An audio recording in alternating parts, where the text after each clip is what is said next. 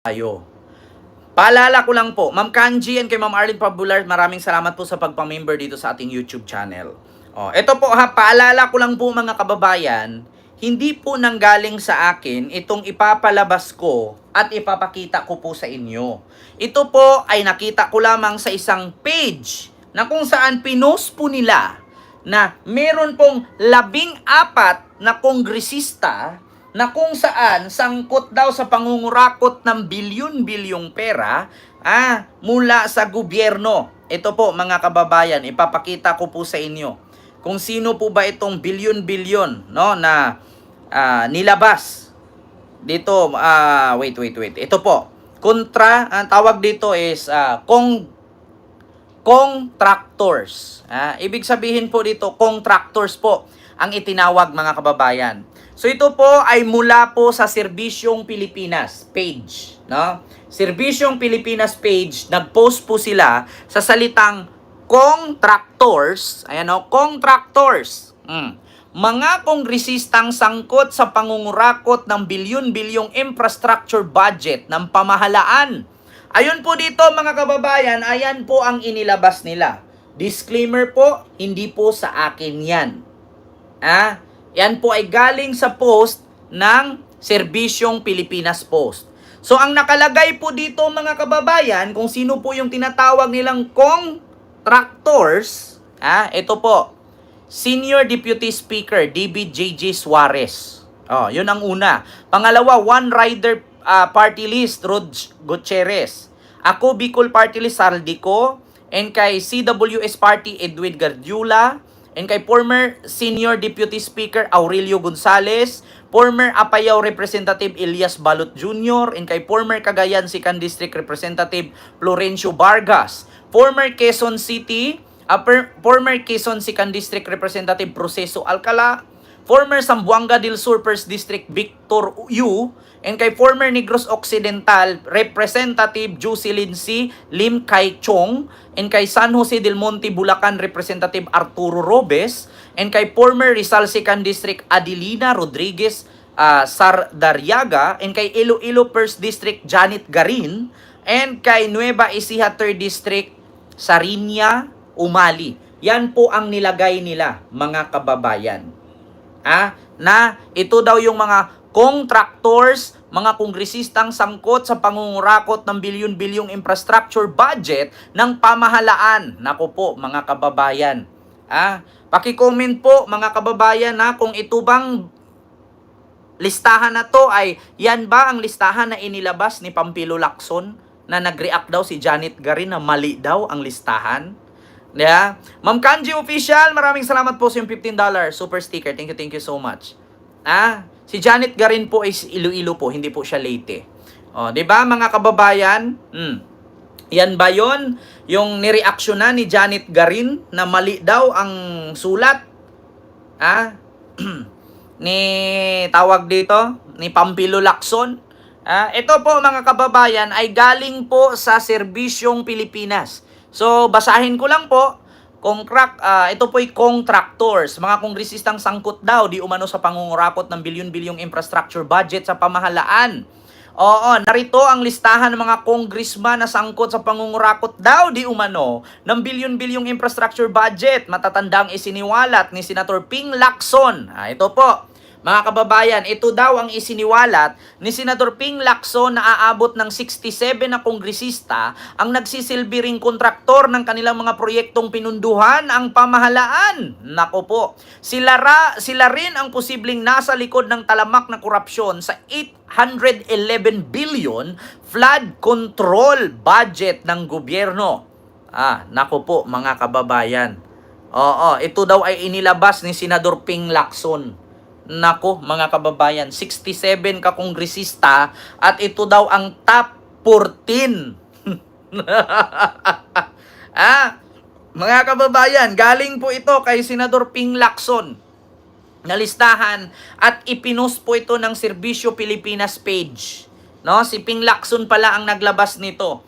Kaya pala kanina mga kababayan, nag-react po si Janet Garin, ito po, kasi nga nadawit yung pangalan niya doon Wait lang mga kababayan ipakita po natin sa inyo yung pag-react po ni Janet Garin na hindi daw tama ang nasa listahan ni Pampilo Lacson. Kaya nag-react daw si Janet Garin at naku po, hindi daw magandang pakinggan, no? Wala daw, di umano siya doon. Wait. Dito yon mga kababayan. Saan ba yun si Janet Garin? Ito po, pakinggan nyo mga kababayan, Sa kaugnay na balita, listahan ng mga kongresistang umano'y sangkot sa flood control projects. Hindi ito. Net 25 po ito mga kababayan. Umalma po si Representative ng Iloilo Janet Garin sa listahan na inilabas ni Pampilo Lacson na sangkot daw sa pangungurakot ng bilyon-bilyong budget ng gobyerno. Nako po mga kababayan, ito po. Pakinggan ninyo. Sa kaugnay na balita, listahan ng mga kongresistang umano'y sangkot sa flood control projects. Hindi tugma sa listahan ni Senador Panfilo Lacson ayon sa isang leader ng Kamara. Si Vic Somentak sa detalye ng balita. Nako po. Kinausap ni House Deputy Speaker Iloilo Representative Janet Garin si Senador Pampilo Lacson hinggil sa umano'y 67 na kongresista na kontratista sa kanilang sariling proyekto sa kanilang distrito. Sinabi ni Garin na magkaiba ang mga pangalang lumalabas sa social media kumpara sa listahan na hawak ni Senador Lacson. Ayon kay Garin, posible umanong ginagamit ito ng ilang individual o grupong may kinalaman sa politika upang gawing diversionary tactics, kaya naglalabas ng ibang mga pangalan. Well, yung sinasabi ni Senator Ping Lacson, nakausap ko rin kasi siya. Sabi nga niya, meron siyang kakilala na nasa Kongreso who's counting the possible contractors inside. Pero merong iba na sabihin na natin, kunyari yung congressman. Yes po, Ma'am Hersky. Lalabanan ng contractor dun sa district niya. So nagkakaroon ng political threat. And, I mean, nakikita ko sa iba na ito yung congressman, matagal na siya nandiyan dyan, ang sipag-sipag niya, pero wala siya masyadong pera, papasok yung contractor niya, lalabanan siya, either matatalo siya or magsusurvive na konti lang ang lamang, dun nagsisimula ang masalimuot na sitwasyon. Inihayag ni Garin, isa sa malaking problema sa implementasyon ng mga infrastructure projects kasama ng flood control ay ang tinatawag na bentahan ng proyekto sa mga subcontractor. Naniniwala si Garin dahil ipinapasa ng mga main contractor sa mga subcontractor ang napanalo ng kontrata sa bidding, bumababa ang kalidad o nagiging substandard ang mga government projects. Nako, the allegation being circulated against me are not only false but clearly malicious. Sabi nga, ito nga mga kababayan, dahil dyan lumalabas nga po yung iba't ibang pangalan ng mga kongresista dahil sa inilabas po ni Senator Ping Lacson na mga sangkot daw sa pagbulsa ng bilyon-bilyong halaga na pera mula sa gobyerno dahil sa flood control project. Ito po, nagsalita din po si DPWH Undersecretary Bernardo, no? Bernardo pumalag sa aligasyong sangkot sa flood control. Ito po yung sinabi ni Erwin Tulfo mga kababayan na undersecretary ng DPWH na sobrang yaman. Nako po, ito po. Pakinggan ninyo mga kababayan nagsalita na po siya bukod dyan sa mga kongresistang nasangkot dyan. Let this soft mineral melt in your mouth to rebuild your gums and teeth and never need a dentist again. Pumalag si DPWH Undersecretary Roberto Bernardo. Nako. Kanya-kanyang palusot ito ngayon mga kababayan. Kanya-kanyang linis ng pangalan, kanya-kanyang laglagan, kanya-kanyang tangge at kanya-kanyang tago na ito. Nako po, kung hindi ba naman mabisto, kung hindi ba naman dahil kay Marcos, hindi laglag ito, hindi malaman ng taong bayan. Nako po, my God. Sa mga aligasyong nag-uugnay sa kanya sa mga questionableng flood control projects. False and malicious anya ang mga akusasyon na lumutang matapos sabihin kamakailan ni Senador Erwin Tulfo na may sinibak na pinakamayamang USEC sa buong mundo. Nako Yan ang po! agenda report ni Dexter Ganibe ng Diyos Abante. mio, kanya-kanyang tanggi ito hugas kamay DPWH Undersecretary Roberto Bernardo ang pananahimik matapos siyang mabanggit at iugnay ng ilang senador sa issue ng mga kontrobersyal na flood control projects.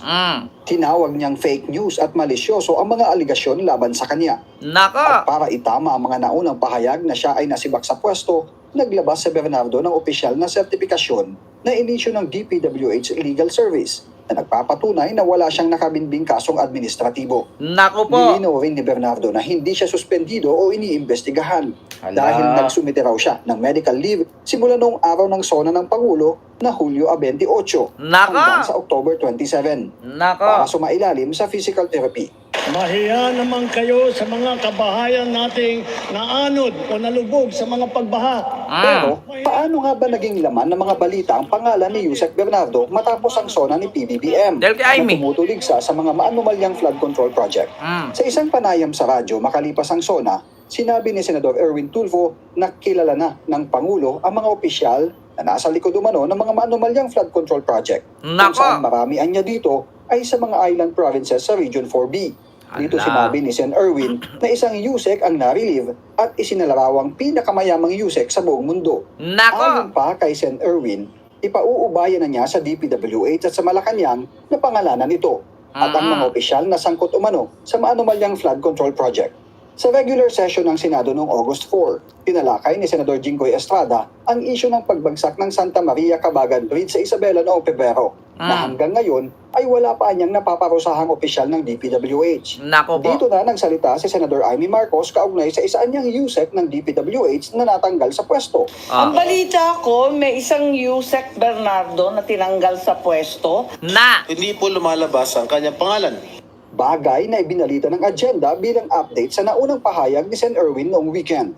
Lumiham ang legal counsel ni Yusek Bernardo sa Billionario News Channel at pinabulaan ng sangkot siya sa anumang anomalya at walang pending investigation sa kanya.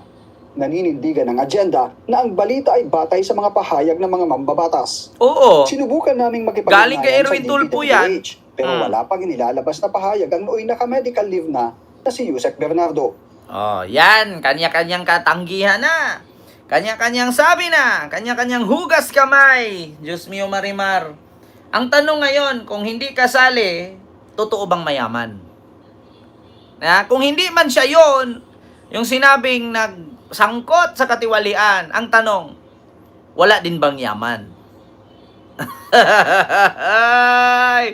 Nako, si Janet Garing, todo din kay Ping Lacson. Ito si Eduardo Bernardo. Ganun din. Nako, Diyos mio Marimar, kanya-kanya na to. Laglaga na. Diba? Bukod dyan, mga kababayan, na umalma si Janet Garin sa nilabas na listahan ni Ping Lacson na mga kongresista daw na sangkot, di umano sa tumatanggap or mga kontraktor ng proyekto sa gobyerno. Kasali nga yung gwapo na idol ko yung ba yon si Rog Gutierrez ba yon kasama ni Busita? Nako po. Yun, kasali doon sa listahan ni Ping Lacson. Pero hindi po galing sa akin, kay Ping Lacson yun ito, mga kababayan, ano yung sunod, Kento? Ito, speaking of mga kurakot, na nabulgar, ito na, PBBM, ito na yung initial ni PBBM, ipapalabas na po